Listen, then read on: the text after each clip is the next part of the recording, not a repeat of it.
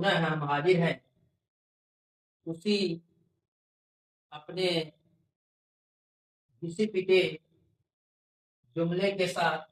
इससे आसान कोई पढ़ाई नहीं, यदि है तो किसी ने अभी तक बताई नहीं। साथियों, अभी तक हम लोग वर्ण पर चर्चा कर रहे थे। आज हम लोग वर्ण के भेद पर चर्चा करेंगे। हमने बताया था कि भाषा की सबसे छोटी इकाई जो होती है वह वर्ण कहलाती है। यानी कहने का मतलब जो हम ध्वनि बोलते हैं उसको शब्द के रूप में यानी लिखित रूप में प्रस्तुत करने के लिए जो सबसे छोटी इकाई की जरूरत पड़ती है वही वर्ण कहलाता है। और आपको हमने बताया था हिंदी वर्णमाला में जो हमारे यहाँ देवनागरी हिंदी वर्णमाला है, देवनागरी लिपि में जो लिखी गई है, प्रस्तुत की गई है, उसमें हमने आपको बताया था कि इसके 3 भेद होते हैं। पहला भेद जिसकी हम चर्चा आज करने जा रहे हैं, जिसको हम कहते हैं स्वर। स्वर वर्णमाला का बहुत ही प्रमुख अंग है वर्णमाला का। या यूं समझ लीजिए कि पूरा हाव भाव, जैसे हम लोग चलते हैं तो हमारा रंग रूप ऐठन वगैरह जिसकी वजह से रहता है, पहनावे की वजह से रहता है, वैसे ही स्वर होता है। इस वर्णमाला को सजाने का काम करता है, उसको एक नया रूप देने का काम करता है। तो स्वर है क्या चीज?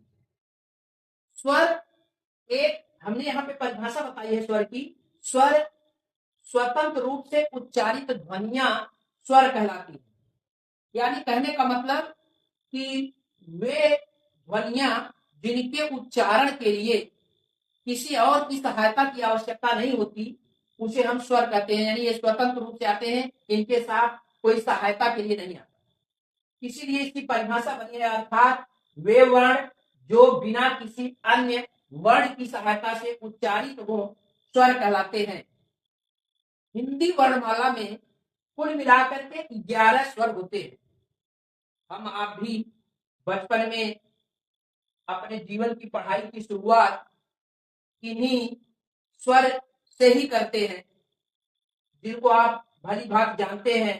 अ, आ, ई, उ, री, ए, ऐ, ओ, औ।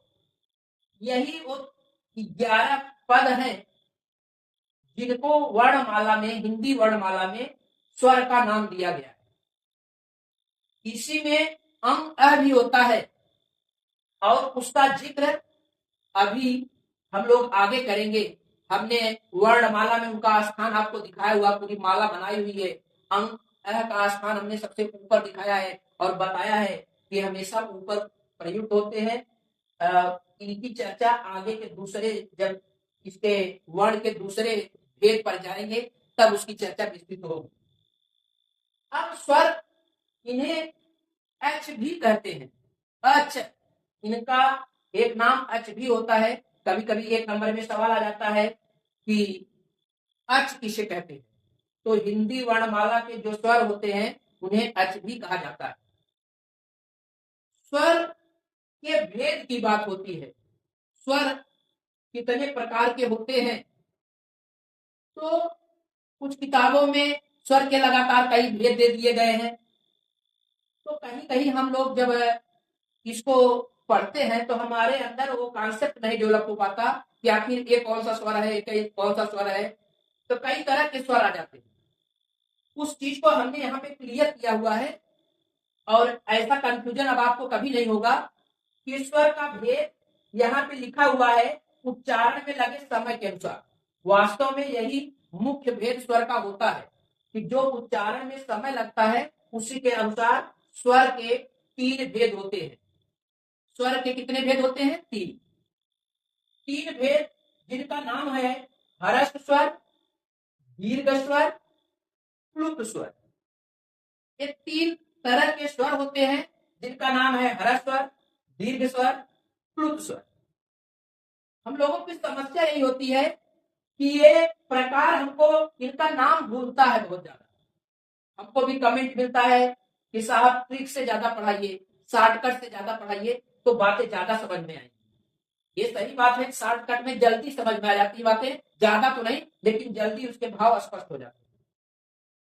तो अब जमाना अगर शॉर्टकट का है, ट्रिक का है, तो हम जितने भी चीजों की परिभाषा या उनके भेद के विषय में आपको जानकारी देंगे, सबकी आसान आसान ट्रिक बताएंगे। और बताएंगे क्यों नहीं, बताएंगे भी क्यों नहीं भाई, जमाना तो आजकल शॉर्टकट का है, यहाँ तक कि लोग कपड़ा भी शॉर्टकट में पहन रहे हैं। तो आइए इन्हीं हम स्वर के 3 भेदों को ट्रिक के माध्यम से जानते हैं, कैसे हम इनको याद करें। इनका नाम याद रखने के लिए एक नाम आप याद रखिए, हरदीप। वैसे लिखा है हरदीप, लेकिन आप इसको अपने लैंग्वेज में जानने के लिए हरदीप। है मतलब, है से मतलब होता है हरस, है से मतलब है हर, हर यहाँ लिखा गया है, हर का मतलब होता है हरस, हरस। और दी का मतलब होता है दीर्घ, दी का मतलब दीर्घ। और प का मतलब होता है प्लुत। यानी कहने का मतलब, हमने इसके लिए जो ट्रिक बनाई है हरदीप, याद रखिएगा, आपको ये तीनों स्वर के भेद का नाम याद हो जाएगा। हरदीप, हरदीप का मतलब उसको आसानी से समझने के लिए हरदीप जानते रहिए। हर माने हरस, दी माने दीर्घ, प माने प्लुत। प्लुत 3 तरह के स्वर के भेद। अब जैसा कि आपने ऊपर ये लिखा हुआ है कि उच्चारण में लगे समय के अनुसार ये स्वर के 3 भेद होते हैं, तो सबसे पहले हम हरस स्वर की बात करते हैं। हरस स्वर वे स्वर जिनके उच्चारण में बहुत कम एक मात्रा का समय लगता है। यानी एक मात्रा को बोलने में, जैसे अ बोलने में जितना समय लगता है यानी कम समय लगता है, ऐसे स्वर को हम हरस स्वर कहते हैं। जो स्वर के कुल 11 पद हैं, इसमें से जो हरस स्वर है इनकी संख्या 4 होती है, और वे वही पद होते हैं जो छोटे मात्रा के होते हैं, जैसे अ, ई, उ, री। री वास्तव में ये जो री बना है, इसको पढ़ने का ये है तरीका। री, र पे छोटी की मात्रा, इसको ऐसे पढ़ते हैं, इसका मतलब यह भी छोटी मात्रा है। यानी जितने छोटे मात्रा वाले पद हैं वो सब हरस स्वर में आते हैं। यानी कहने का मतलब, अब हम इस 11 में से 4 कौन कौन सा ढूंढ लेंगे, अ, ई, छोटा उ, री। इसका मतलब अ, ई, उ, री, ये 4 जो है ये हरस स्वर है। बाकी इसके अलावा जितने भी बचते हैं वो दीर्घ स्वर में जाते हैं। दीर्घ स्वर अगला पद है, इसका अगला भेद है दीर्घ स्वर। इसकी परिभाषा हमने बनाई है कि वे स्वर जिनके उच्चारण में हरस्व का 2 गुना समय या 2 मात्रा का समय लगता है, दीर्घ स्वर कहलाते हैं। यानी 2 गुना समय, 2 गुना समय या 2 मात्रा का समय लगता है, दीर्घ स्वर कहलाते हैं। जैसे ये बड़ी मात्राओं वाले जो पद होते हैं उनको दीर्घ की श्रेणी में रखा गया है। दीर्घ माने बड़ा होता भी है, और बड़ी मात्राएं आप जान लीजिए इसमें सब शामिल है। तो कितना हो गया, आ, ई, उ, ए, ऐ, ओ, औ। अब इसमें मात्रा मत ढूंढिएगा कि बड़ी है छोटी है, क्योंकि ये बिना, ये ऐसे मात्रा है, ये बड़े छोटे वाले नहीं है। बड़ी छोटी मात्रा केवल ऊ तक ही होती है और री होता है। तो जो छोटी मात्रा है वो ह्रस्व स्वर में, जो बड़ी मात्राएं हैं वो दीर्घ स्वर में। इसका मतलब आ, ई, उ, ए, ऐ, ओ, औ। कुल इनकी संख्या है 1, 2, 3, 4, 5, 6, 7, यानी कुल संख्या हो गई 7। 7 ए, 4 ए, ह्रस्व स्वर, यानी 4 इनकी संख्या। तो टोटल कुल संख्या हो गई 11। तो अब आप सोचेंगे कि अगर 11 ये हो गए और स्वरों की कुल संख्या भी 11 है, तो प्लुत का नंबर किसमें आएगा भैया, कि प्लुत स्वर कौन स्वर होता है। तो प्लुत स्वर जो होता है हिंदी वर्णमाला में बहुत कम प्रयुक्त होने वाला एक अलग विशेष तरह का स्वर होता है। इस प्लुत स्वर के विषय में यह परिभाषा बताई जाती है। हम आपको अभी लिख करके बता रहे हैं प्लुत स्वर क्या होता है। इसकी परिभाषा होती है वे स्वर जिनके उच्चारण में ह्रस्व का 3 गुना समय या 3 मात्रा का समय लगता है, उसे हम प्लुत स्वर कहते हैं। तो प्लुत स्वर की परिभाषा हो जाएगी। प्लुत स्वर की परिभाषा अगर हम लोग यहां बताएं तो प्लुत स्वर यानी जो तीसरे प्रकार का स्वर है प्लुत स्वर, प्लुत स्वर, इसकी परिभाषा हो गई वे स्वर जिनके उच्चारण में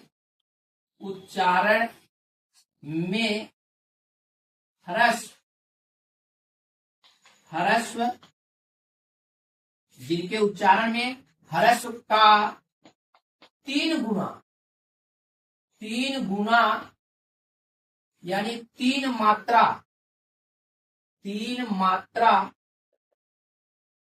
का समय लगता है प्लुत स्वर कहलाते हैं।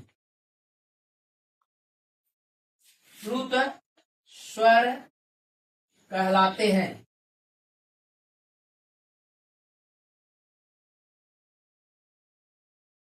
इनको हमने बताया कि जब 11 स्वर थे, 11 स्वर में हमने आपने देखा कि स्वर टोटल 11 थे, तो 4 जो है ह्रस्व स्वर हो गए, 7 ये हो गए, 11 तो हो गए।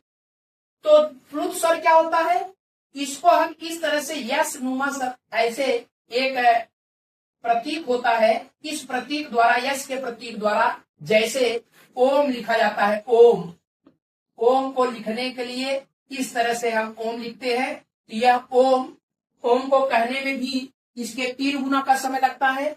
तो इस तरह से यह प्लुत स्वर है।